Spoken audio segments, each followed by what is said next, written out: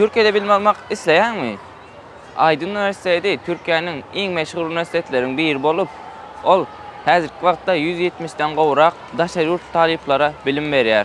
Döwrewap kampus türk we ingliz dilinde bilim berýär, halkara diplom, köp ogurlar we beýleki hünärler hem öz içine alýar.